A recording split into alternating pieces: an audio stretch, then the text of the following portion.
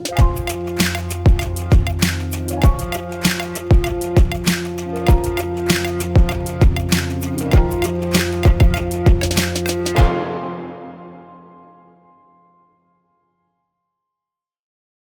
day, everyone. Thank you for joining today's edition of Teneo Insights. I'm Kevin Kajiwara in New York City. We are 99 days away from the 2026 midterm elections. And recently, Teneo's Washington, D.C. office published its baseline piece for this cycle, how the election is likely to play out and what the implications of those elections are going to be, and especially on those companies that are going to have to continue to navigate this administration, this government in Washington for another 2 years.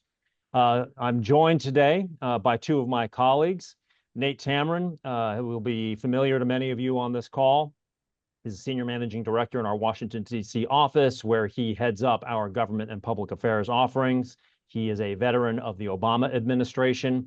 Rory Cooper is a Senior Managing Director in our Washington office as well. He advises clients on a wide range of government affairs, as well as kind of leading policy and reputation campaign offerings.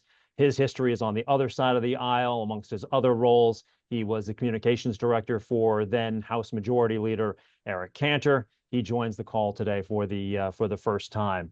So thanks, guys, for joining. And I know it's been a few weeks since you actually issued the midterm look ahead. But Nate, maybe I can go to you first.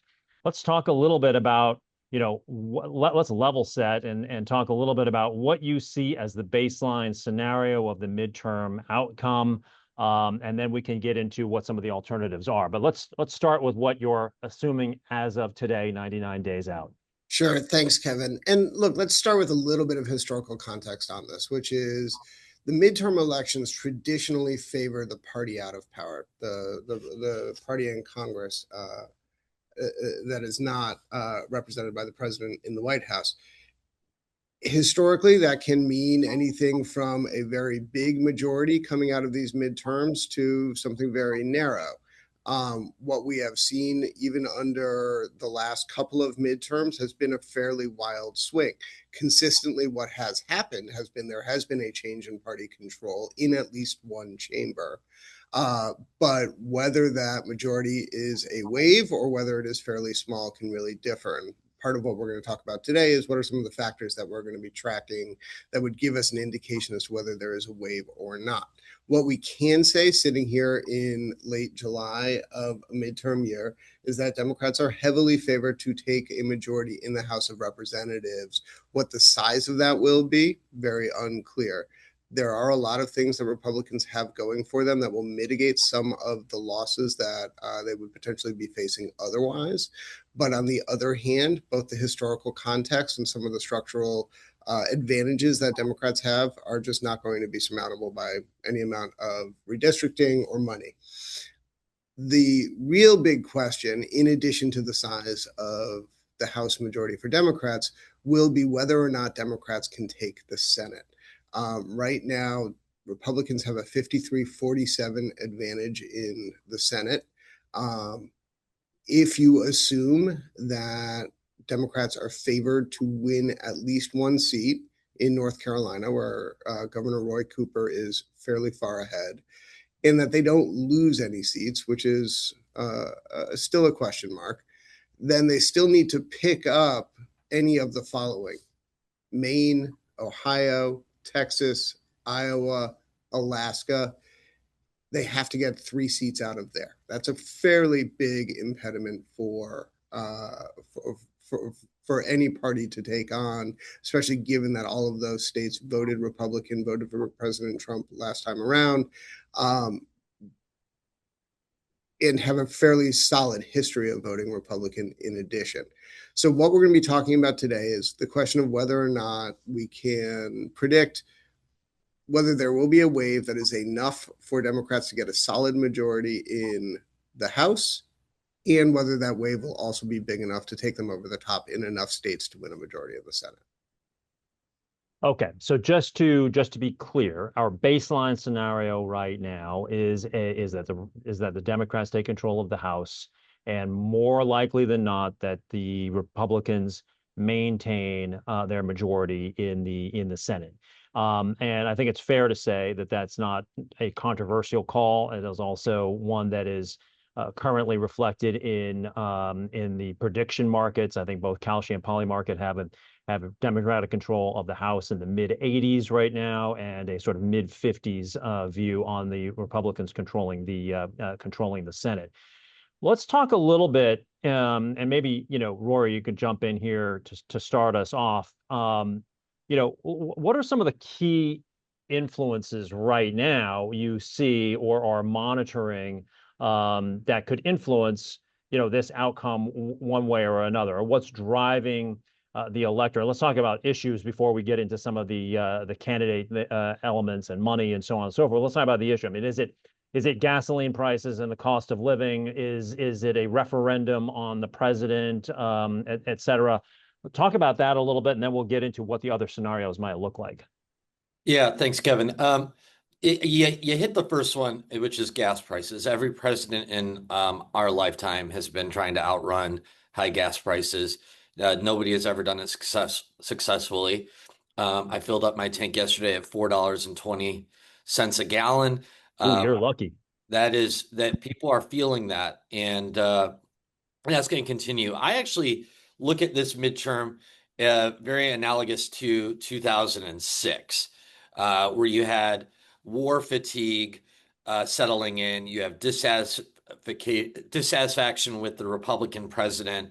You have competence concerns, and you have a public who is seeking a congressional check without necessarily embracing the Democratic Party, because the Democratic Party right now is essentially running on an anti-Trump platform, but has so far failed to really articulate a broader vision for why they should be winning these races. So obviously, Iran also has additional knock-on effects, whether it's the high treasury yields, whether it's interest rates, your ability to finance a car right now. These are things that are harder, made more difficult by the economic conditions and what's going on in the Middle East. So the president's approval rating is obviously quite low. If you're below 50%, you typically are in for a wave midterm. He's in the 30s. The only thing that's keeping it from probably being a wave is that we are fighting on such narrow ground these days. As Nate suggested, on the Senate side, Democrats are almost entirely playing on Republican battlefields. That makes it very difficult for them. But on the House side, you have just very narrow margins, and it depends on where some of these suburban districts go, whether it's in outside Pennsylvania or outside Philadelphia, PA7, which is will be an interesting race on election night to see where things are headed, or Arizona, where the president's approval hurts the party, but his border security policies help it. So there's not going to probably be the type of elections that we've seen in the past, where you have dozens and dozens of House races going one way. But it is on a narrow House right now. It does seem very unlikely that the Republicans could keep control of it. And unless some major factors go their way in the next couple months, which is unlikely to happen, given the state of the world. And so, the baseline is the baseline because of the history that both of you have been talking about, the historical context, as well as the sort of the kitchen table issues that you just mentioned, Rory. It is interesting, though, that considering how much momentum that the Democrats seem to have had, and we've seen it also played out in a number of special elections since the last general election. But that nonetheless, the Republicans do have an advantage on the money front. In fact, the New York Times this morning has a front page article on just how dire the Democratic National Committee finances are. So I guess my question is, does money matter? How much is money going to matter in these last 100 days? And what are you looking at on that front? Maybe Rory, start there, because I know you brought this up to me the other day, but Nate, I'd love to hear your view as well. Well, I think that with every election, we tend to see whether or not historical trends matter anymore, and this is certainly a big one that's going to be tested in November. As you pointed out, the New York Times is reporting on the Democrat National Committee's just terrible state of finances. Not only do they have a low cash on hand, but they've got terrible loans that they're paying down on. They actually put up the DNC headquarters as collateral on a $15 million loan. That's not ideal in these circumstances. And why it matters more now than it maybe did in the past is because the Supreme Court in June ruled in the NRSC versus FEC case on the side of the NRSC, saying that parties could coordinate more closely with candidates. Candidates are able to buy advertising at a cheaper rate than a campaign committee or an outside group or super PAC. And so if you're able to use your campaign money from whether it's the House and Senate committees or the DNC and RNC as a whole, in close coordination with the candidates, you are able to very efficiently spend your money. Now, with all that being said, the Republicans, yes, have an enormous cash advantage. They also have an enormous cash purse on the side of the MAGA right, which is unclear whether or not that gets deployed. Sometimes it is not. And but can that overcome the general environment that we just spelled out? The historical trends on midterms, the economic conditions, the Iran war, candidate quality issues. I don't know that it can, but if you wanted to be, if you asked me who I wanted to be right now from a fundraising perspective, it would certainly be a Republican. And before I go to Nate, just one quick follow-up on that. Much has also been talked about the war chest that the president himself has, but that he's been pretty stingy with that with Republican candidates thus far. Is there an expectation that that is going to get deployed at some point here, or is he really holding in that in reserve to sort of be kingmaker for 28? Yeah, again, I'm sorry, Nate. It's unclear. I think that so far all indications are that he will continue to hold that in reserve. Nate, sorry. Look, I mean, just the question of whether or not he adds to the Republican advantage by spending some of that war chest, I think is, probably something where his team is looking at their options right now. Certainly the House and Senate leadership is encouraging them to loosen up the purse strings. I'd be surprised if that money stays on the sidelines the entire fall. But it still goes back to Rory's point. Whether we are talking a 10-1 or a 21-1 advantage for Republicans over Democrats, there is certainly an advantage. And it really does come down to this question of irresistible force versus immovable object.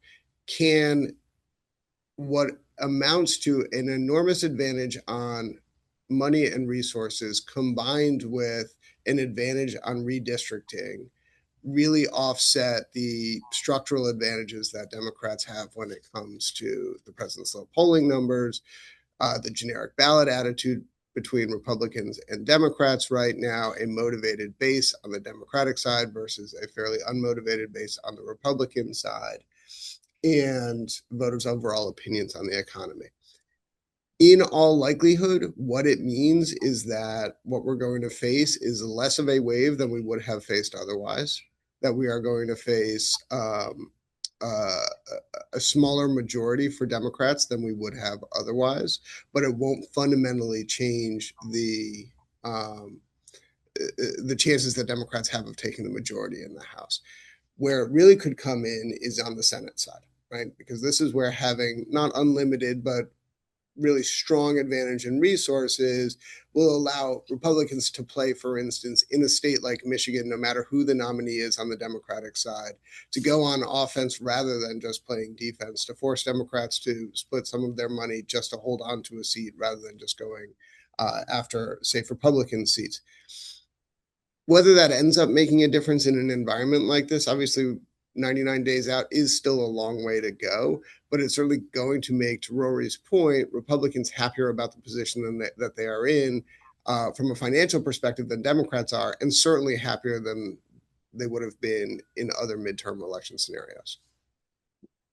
Historically, at the top of this call, I mentioned that we've got 99 days to go, but is it really that? I mean, historically, when does the electorate kind of lock in ahead? of the Well, election? remember, we're not even done with primaries at this point. The final primaries aren't even held until September. Really, post Labor Day is when folks will start to take a look at what the polling looks like for both the generic ballots, Republicans versus Democrats in the abstract, but start looking at some of these battleground districts and battleground states and saying which of these are really competitive, which are not. Yes, voting starts earlier now. It means that really you can't just measure Labor Day to Election Day in as linear a fashion as you used to, because candidates and campaigns will start banking votes earlier than ever before as a result of more voting options. But in truth, people aren't going to start paying attention to these races until A, we're past the primaries, and B, once we're past Labor Day. And that's when you're going to start to see the question of, oh, how many districts are Democrats really competitive in? How much has redistricting actually narrowed the field and allowed Republicans to bank some seats that they wouldn't have otherwise? Are we actually looking at the right Senate seats, or are there some surprise ones out there that we should have been paying attention to that are all of a sudden competitive, that didn't look like they should have been competitive going into this? What is the strength of the respective nominees for the parties in some of these Senate seats and some of these House districts? That's the kind of stuff that no one's really paying attention to at a meta level during the summer, but they'll start paying much more attention to come early September. Okay, so can I ask both of you to kind of weigh in here a little bit on, based on everything you've just said with regards to the issues, the money, history, and the fact that we're still in the primary season and what have you. There seems to be these kind of these battles in both parties right now, right? For the kind of if you listen to the mainstream media, it's for the soul of the party, really. On the Democratic side, it's the progressives and the Democratic socialists and so on versus more mainstream middle of the road Democrats, and the same thing on the Republican side, sort of the MAGA and Trump only Trumpers and more traditional Republicans. How much of a battle is this really, and how much focus is there, at the on this kind of national level politics, and that's what people are voting on versus, say, individual candidate quality? Rory, this is something you've brought up in the past as well. Probably we saw it play out in real time up in Maine recently as a perfect example. But this kind of battle for the ideology of the two parties, where is that, and how does that play out still with 99 days to go? Well, a lot of it is about turning winnable seats into competitive seats on the candidate quality, and both parties, I think, this cycle have taken some self-defeating measures where they are putting races on the board that shouldn't be. I think Texas is an obvious one on the Republican side, where John Cornyn would have easily went on to re-election, but now it's a competitive race between Tallarico and Paxton. You have clearly the primary in my home state of Michigan, which is going to determine whether or not Mike Rogers has an easier glide path in a Republican Trump voting state, or whether or not he is in a competitive general against Haley Stevens. Just this weekend on Fox News Sunday, you had a senator talking about a Democratic senator saying that everybody in the Democratic Socialists of America was welcome in the Democratic tent. And then later on the same program, you had the chairperson of the DSA saying that we should abolish prisons, the Pentagon, the White House, the Supreme Court, and privately owned corporations. And so it's very hard for Democratic candidates to spend the next few months answering those questions rather than going on offense against Republicans who, as we've already discussed, have a weak environment to defend. So certainly that's going to be an issue. I think Susan Collins, always Susan Collins, and she is a survivor. And the candidate quality issue in Maine certainly gave her a new breath of life in a race that probably might have been the first one that she finally lost.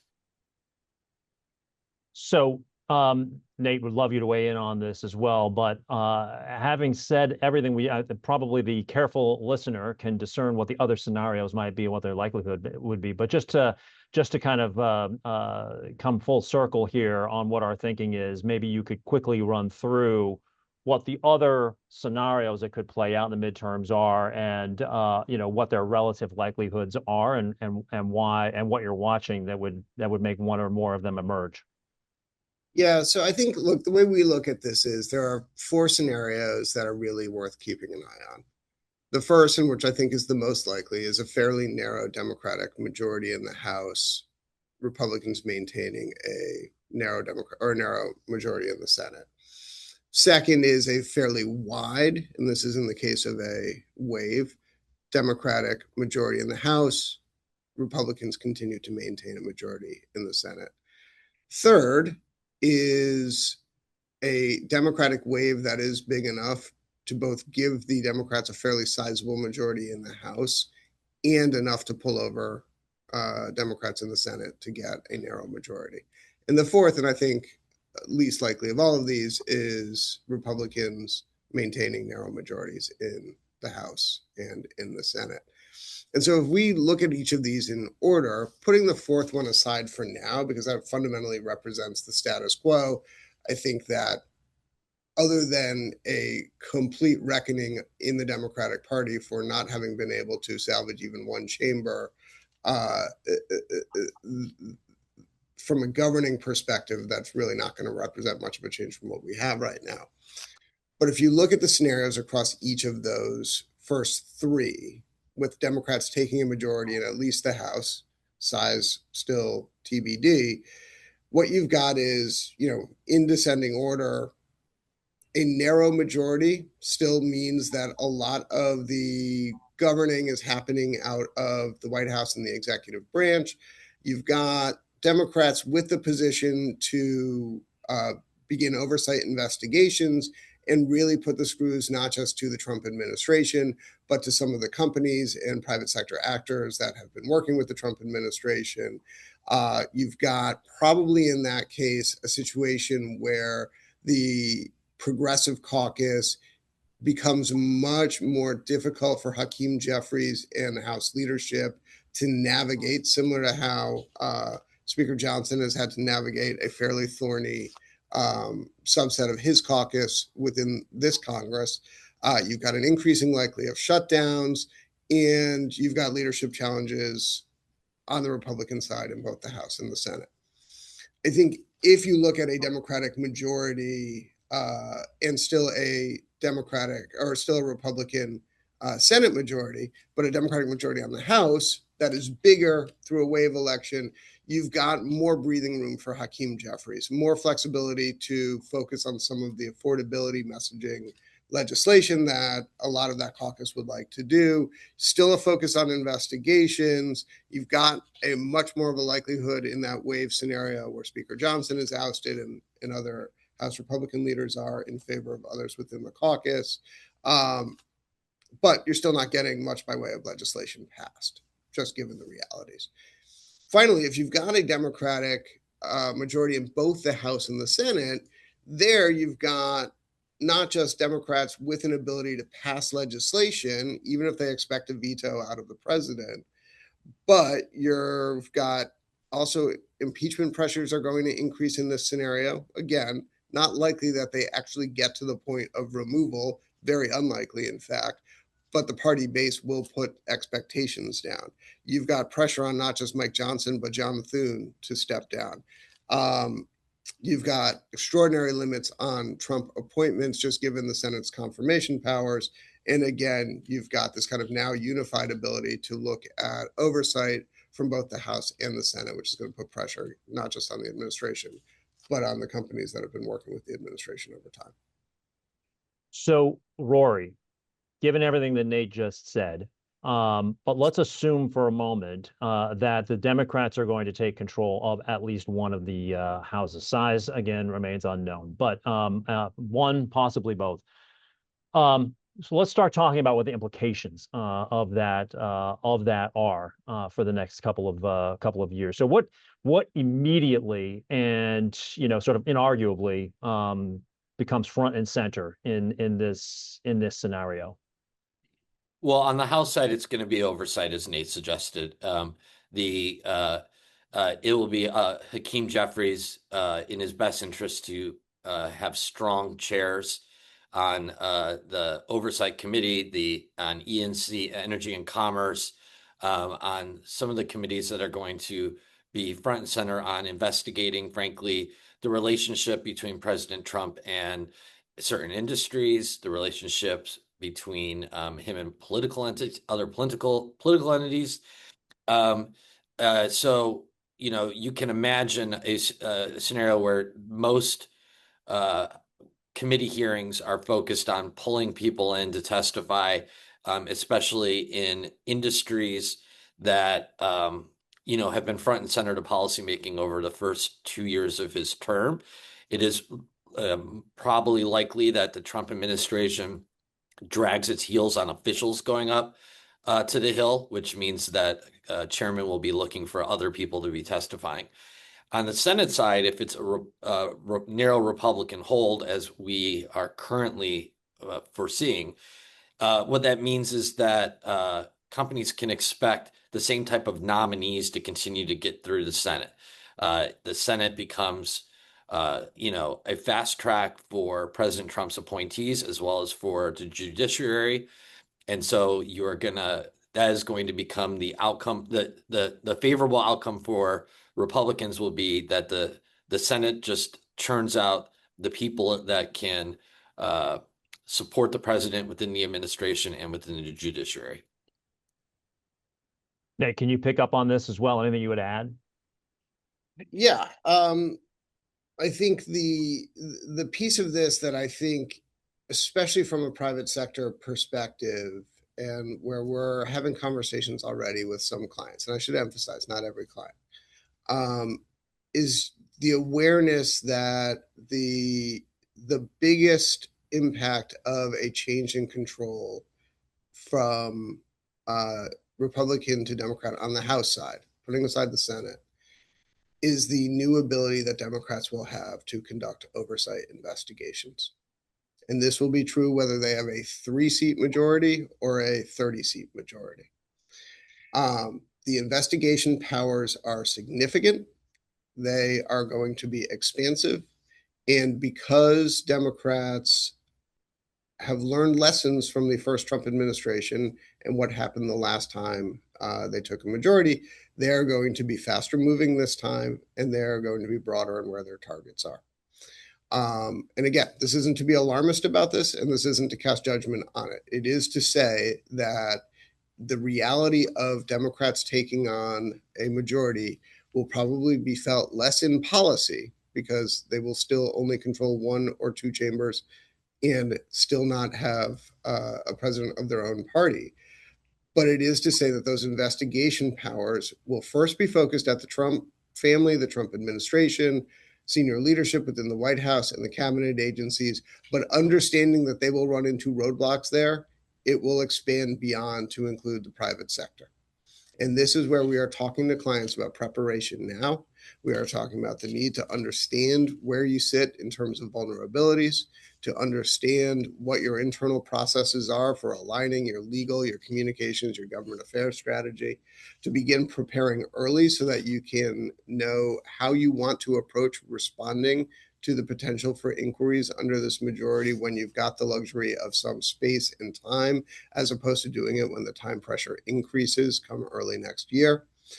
To understand the need for communication and coordination, not just among your internal cross-functional teams, but your external ones. These are all things that folks could be doing right now if there is a concern that you might be part of the targets that a Democratic majority would go after. And again, you could be collateral damage, you could be a singular target, you could be part of a broader sweep, you could be in a league of your own. All of these things are things that are somewhat accessible at this point, and they are all worth putting the time in for early.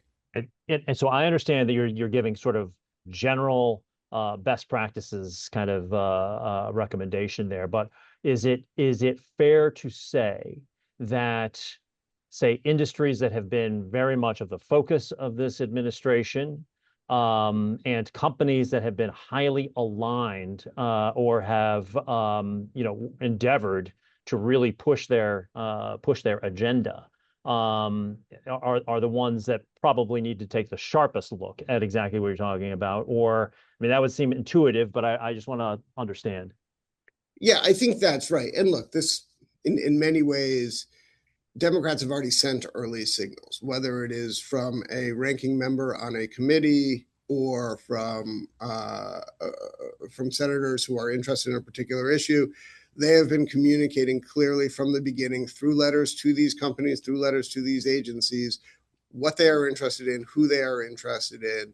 If you got a grant from this administration or a loan, if you made a deal to advance a particular policy through some arrangement to establish a manufacturing facility here, they are interested in finding out what the backstory is behind that and understanding that they are not looking at the administration as being particularly forthcoming in response to their inquiries. They are going to expect CEOs and senior business leaders to be responsive when they come asking. And Rory, I'm going to come back to you for the last word here in just a moment, but maybe I can start with Nate and then move on to you. Notwithstanding what you just said, because of the investigatory and sort of subpoena power that the Democrats might have should this baseline scenario play out, but just in terms of pivoting to how companies engage with the government, are we going to be moving and advance their agendas? Are we going to kind of revert to a more normalized cadence of communications, relationship building, networking, and influence, or has something kind of permanently changed? Look, I think the companies that have taken a fairly consistent approach to making sure that they are engaging not just across the executive branch, but across Congress, that they are continuing to provide themselves as a resource when it comes to advising on good policy, advancing good policy, when they have talked about their contributions in their local communities at the district level for the members of Congress or the state level for members of the Senate that represent them, when they have engaged with the administration from both Democrat and Republican side consistently over time, are the ones that have been doing this well and will continue to do this well. I don't think that part will change no matter what happens with a change in control of Congress or a change in control of the White House 2 years from now, if that happens. So I think there is a roadmap for doing this very well, and folks who do this kind of consistently and in a bipartisan fashion have an understanding that you can adapt to whoever's in charge of Congress at any given moment. If this is newer to you, if you've taken sides, if you have if you've aligned yourself only with one party versus another, it gets difficult no matter whether you're talking about Republicans taking over a majority in 2 years or keeping a majority this year or Democrats taking over the White House. These things become more complicated if you don't approach them in a bipartisan fashion. But all of that said, all of this is very much navigable for any company. It just is a matter of putting in the planning, putting in the time, being thoughtful in your strategy, and not waiting until it becomes a crisis. Rory, anything you would add to what Nate just said? And also, is there, what does it mean, or what will the new environment mean for international or non-US based companies also trying to engage in Washington? Yeah, so I think Nate put it well. I think part of the problem in Washington has traditionally been, it's a cliche at this point, that you're constantly fighting the last election. And there will be a knee-jerk response out of this midterm, regardless of what the outcome is on both sides, depending on what they believe their mandate or lack thereof was.